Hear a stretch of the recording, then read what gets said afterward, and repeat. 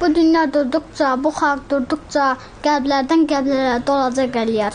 Kim deyə bilər ki, bu qədər vaxtsız ömürlük xəyala dalacaq eləyər. Fəxrlər yad edir onu könüllər, unutmaz nə vətən, nə də ki ellər. Gəlib ömrümüzdən keçsə də illər, yenə də bizim olacaq eləyər. Atam Əliyev Əliyar Yusufoğlu erməni işğalçıları torpaqlarımıza əl atdıqdan sonra ilk olaraq könüllü batalyon yaradıb, tələbələri, öz dərs keçdiyi uşaqları ətrafına yığaraq vətən torpaqlarının müdafiəsinə başladılar.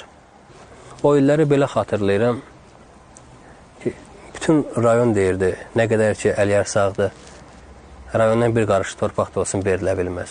Hamı ona özü kimi inanırdı.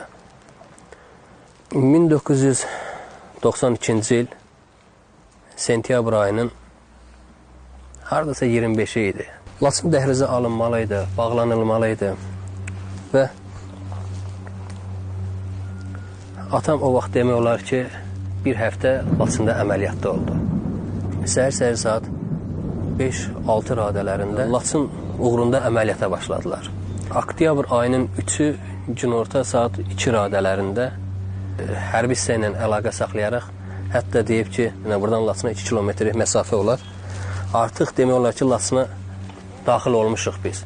Hamı tam hazır olsun. Sərhəddə keçdi vurursunuz. Sərhəddə keçdi vurursunuz.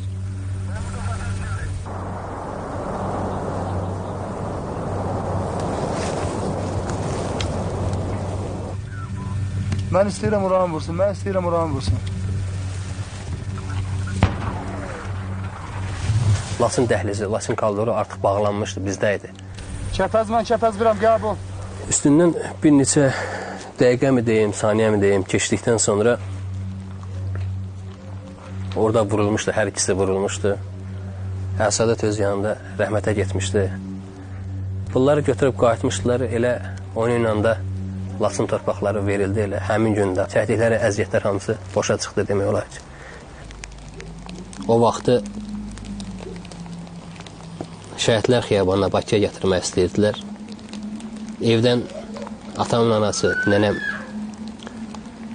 razılıq verməli ki, elə öz rayonumuzda, öz kəndimizdə, öz atasının yanında kənd qəbirstanlığında dəfn etdik.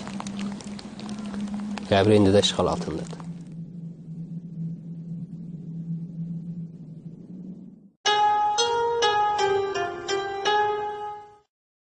General Bərgüşatlı müəllim işləyən məktəbə.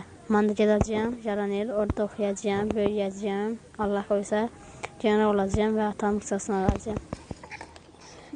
Elə o arzu da vardı mənim ürəyimdə. Oxumaq, hərbiçi olmaq, böyümək. Elə o arzudur ki, bugünkü gün Ensali hərbi hissədə hüquqşünas vəzifəsində xidmət edirəm.